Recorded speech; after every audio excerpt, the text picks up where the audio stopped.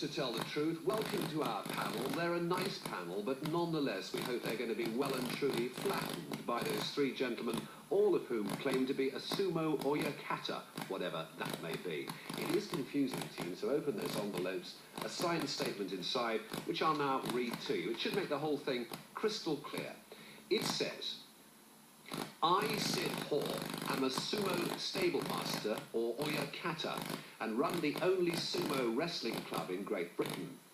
Japanese sumo is over 1,000 years old, and I've been careful to preserve most of the ancient ritual in the British version of the sport. In particular, all my wrestlers are at least the size of their Japanese equivalents and have to be dressed absolutely correctly. At present, I'm teaching beginners myself, and I look forward to the day when we'll be able to stage a British national championship. Signed, Sid Hall.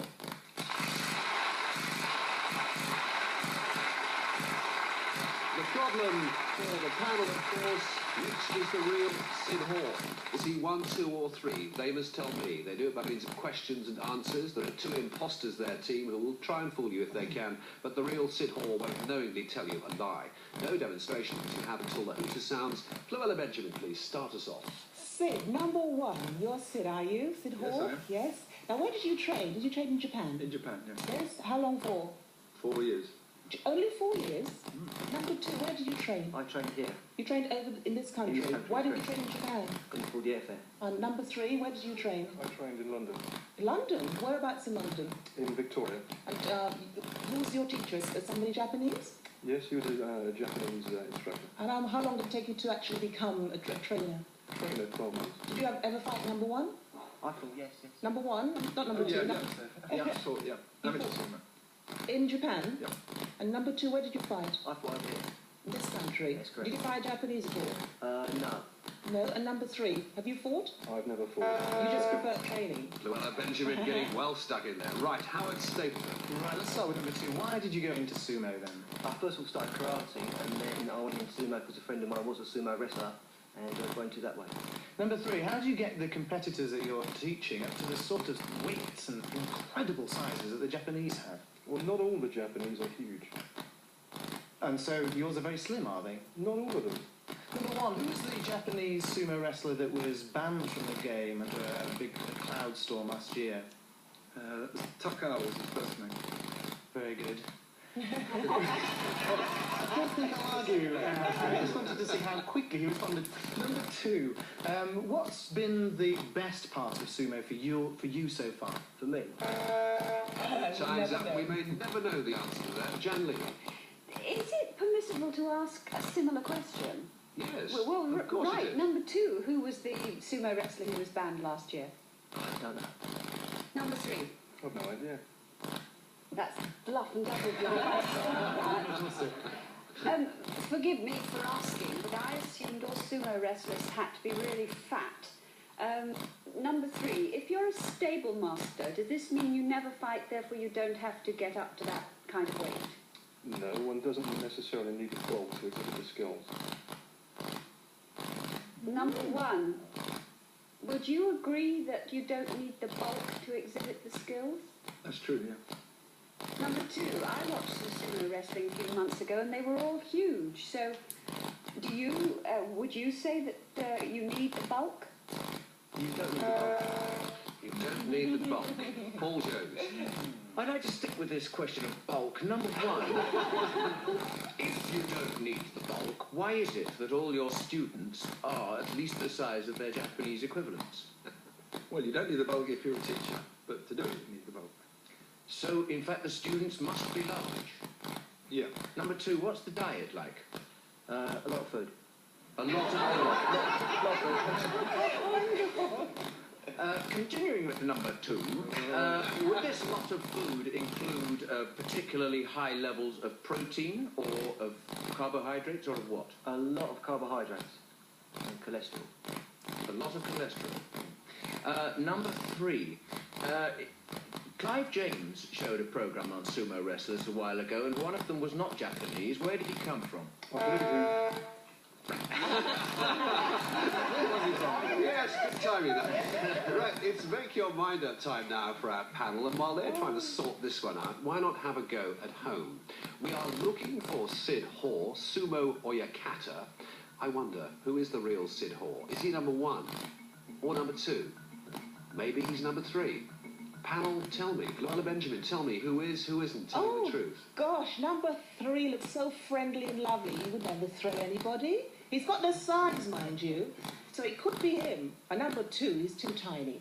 I mean, for one of those huge, big guys, I don't think he can actually teach them, because obviously you have to throw them to teach them, wouldn't you, to tell them what the movements are.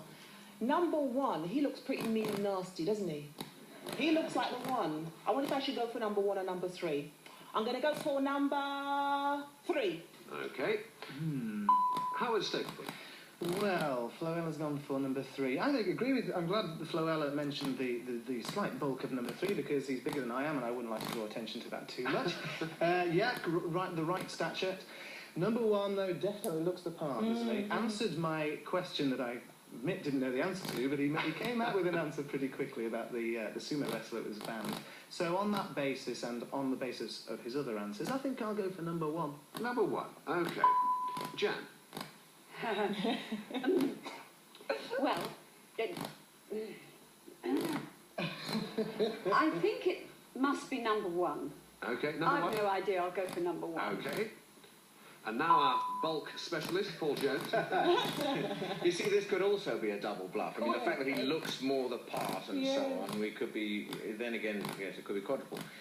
I'm deeply confused, but I'm afraid I'm going to join the gang and go for number 1. Number 1. OK. So, 3 of them say it's number 1. None have gone for number 2. 1 says it's number 3. I wonder, will the real Sid Hoare, sumo or yakata, please stand up? Yes, it's number 1.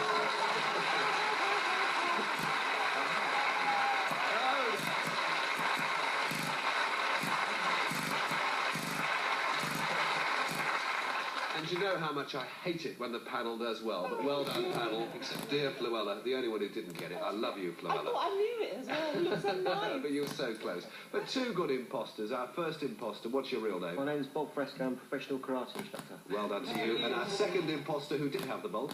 My name's Bob Martin and I'm a sales manager. And well done to our 2 imposters, yes. But now, the real Sid Hoare. And Sid, the fact of the matter is, the sport is catching on over here, isn't it? Yeah, there's quite a few people starting to do it. And we've got a couple of British sumos with us, so lads, come on, give them a round of applause, everybody.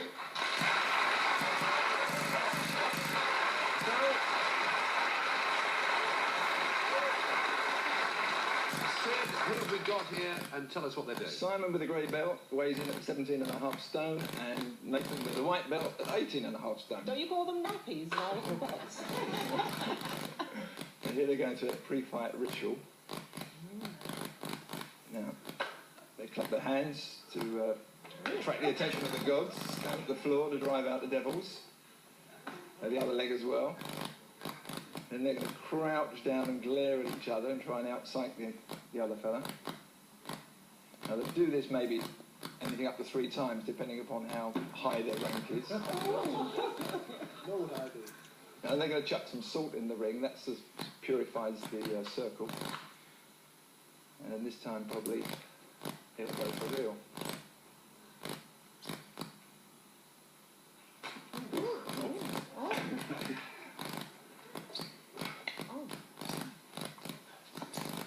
Oh dear.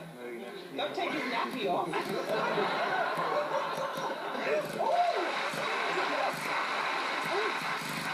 and gentlemen, Sid Hoare and our sumo wrestlers. Well done, chaps. And let us now meet 3 more people who want to play. Tell the truth.